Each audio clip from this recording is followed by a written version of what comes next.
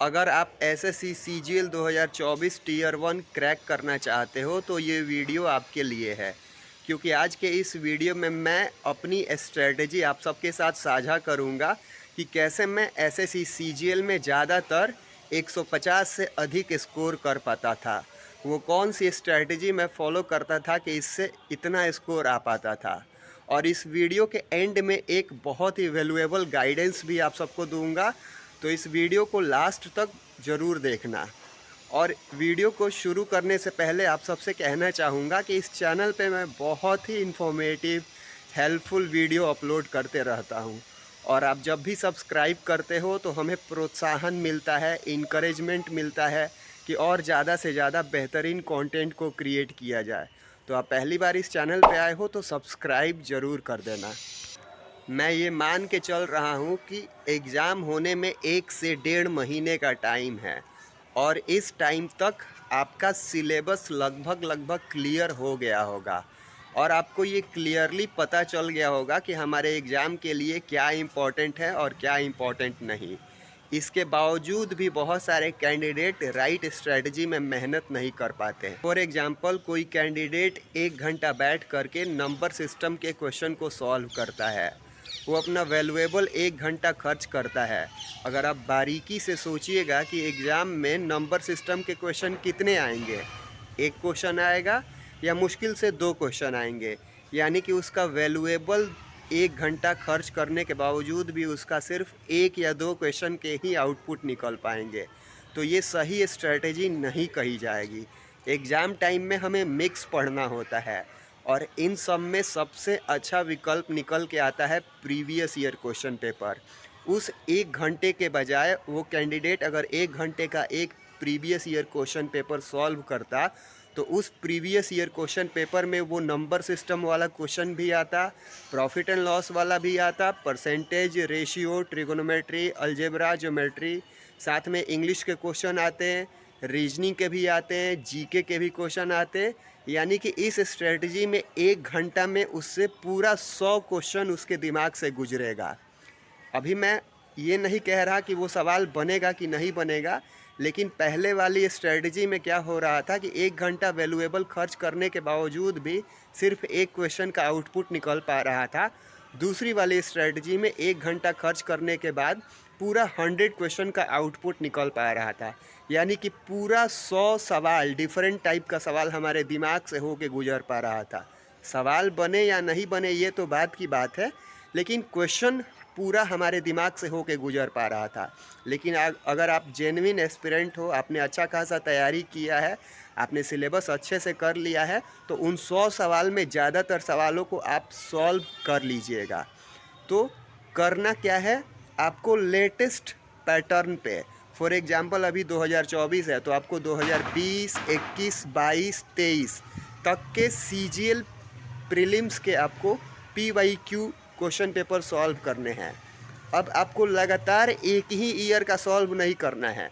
जैसे आपने पहला प्रीवियस ईयर क्वेश्चन पेपर 2023 का सॉल्व किया, तो दूसरा 2022 का करिए, तीसरा 2021 का करिए, फिर चौथा 2020 का, फिर पांचवा 2021 का। यानी कि आपको हर ईयर के मिक्स कर करके फिर 2023 पे आ जाइए, फिर 2022 पे, यानी कि आपको हर दिन पीवाईक्यू पेपर सॉल्व करना ही करना है। और एक चीज़ मैं बता दूं कि आपको हर दिन कम से कम 2 पीवाईक्यू तो सॉल्व करना ही करना है। 1 घंटे में 1 पीवाईक्यू हो जाता है कंप्लीट, तो आप पूरे दिन में आसानी से 2 पीवाईक्यू पेपर को सॉल्व कर लीजिएगा। और आप ध्यान से सोचिएगा कि उसमें बनाने वाला क्या होगा, मैथ्स एंड रीजनिंग, तो 50 क्वेश्चन होंगे बनाने वाले, और उनमें से अगर आप एसएससी सीजीएल की प्रिपरेशन कर रहे हो तो आपसे 40 प्लस क्वेश्चन तो ईजिली बन ही जाएंगे। यानी कि आपको बस एनालिसिस और सॉल्व करना होगा बाकी का 10 क्वेश्चन ही। तो 10 क्वेश्चन का एनालिसिस करने में आपको कितना टाइम लगेगा, और जो रिमेनिंग पार्ट बचेगा इंग्लिश का, जीके का, उसको तो आप रट लीजिएगा, आसानी से उसको कर लीजिएगा, तो उसमें ज़्यादा टाइम नहीं लगेगा। तो मेरे हिसाब से 2 पीवाईक्यू मॉक देने में ज़्यादा टाइम नहीं लगेगा। और अगर आप 2 पीवाईक्यू मॉक कंप्लीट कर लेते हो तो इसके बाद आप सेक्शनल मॉक टेस्ट भी दे सकते हो। जैसे कि एसएससी सीजीएल के PYQ के सेक्शनल मॉक मिलेंगे, जिनमें जीके एंड इंग्लिश के क्वेश्चन हो सकते हैं। तो आप उनको 5-5, 6-6 करके एक दिन में भी दे सकते हो। आप जीके के सेक्शनल मॉक 5 दे सकते हो, 6 दे सकते हो, इंग्लिश के भी दे सकते हो। इससे क्या होगा कि आप पूरा मिक्स पढ़ पाइएगा। जब भी आप प्रीवियस ईयर क्वेश्चन पेपर को सॉल्व करिएगा तो ज़्यादातर सवाल आपसे बन जाएंगे, लेकिन कुछ सवाल होंगे जो आपसे नहीं बनेंगे। मैं मान के चल रहा हूँ कि 30 से 35% क्वेश्चन आपसे नहीं बन पाएंगे, लेकिन आप 60 to 65% क्वेश्चन को आसानी से सॉल्व कर लीजिएगा, जबकि आपका सिलेबस कंप्लीट है, इतने से ही आप कर लीजिएगा। लेकिन जो बाकी के 30-35% क्वेश्चन या उससे कम ही होंगे जो आपसे नहीं बन पा रहे होंगे, आपको उनको अच्छे से एनालिसिस करना है, उसका सॉल्यूशन करना है। सॉल्यूशन कुछ इस तरीके से करना है कि उस टाइप का क्वेश्चन, उससे मिलता जुलता कुछ क्वेश्चन, सॉल्यूशन आपको कुछ इस तरीके से करना है कि उस टाइप का क्वेश्चन, उससे मिलता जुलता क्वेश्चन, डेटा डिजिट बदल के अगर एग्ज़ाम में आ जाता है तो वो आपसे छूटना नहीं चाहिए, आपसे गलत नहीं होना चाहिए। तभी आप अपने आप को बेटरमेंट की ओर ले जाओगे। और 1 सेट 2 सेट अगर डेली सॉल्व करिएगा तो आपका कॉन्फिडेंस भी बूस्ट होने लगेगा कि हाँ, हमने जो पढ़ा हुआ है वो सेट में, वो प्रीवियस ईयर के मॉक टेस्ट में हमारा मार्क्स दिख रहा है। तो कॉन्फिडेंस बिल्डअप भी होने लगेगा, साथ में आपका टाइम मैनेजमेंट भी सही हो जाएगा। और बहुत सारे लोगों का सेक्शन मिस होने लगता है, एक्स्ट्रा टाइम लग जाता है। और एक चीज़ कॉमन देखा जाता है कि बहुत सारे लोग ये डिसाइड नहीं कर पाते हैं कि कौन सा क्वेश्चन छोड़ने वाला है, कौन सा क्वेश्चन सॉल्व करने वाला है। तो PYQ मॉक देने से ये भी आप सीख जाओगे, क्योंकि एग्ज़ाम में कुछ सवाल ऐसे होते हैं जिनको रेस्पेक्ट देना होता है, तो उन्हें हम रेस्पेक्ट देंगे, बाकी सवालों को बनाएंगे। तो PYQ से आपका बहुत कुछ ही बेनिफिट, बहुत कुछ सुधार हो पाता है।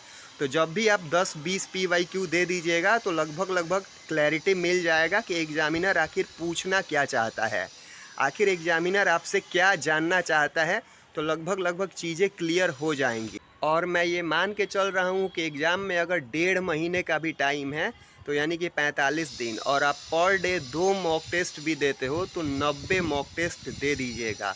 और सेक्शनल मॉक जिसमें जीके और इंग्लिश की मैंने बात करी है, अगर उन सबको भी इंक्लूड कर लिया जाए तो आपने अच्छा खासा मॉक टेस्ट दे दिया हुआ होगा, और आपका परफॉर्मेंस बहुत तेज़ी से इम्प्रूव होगा और आपका मार्क्स भी इम्प्रूव होगा।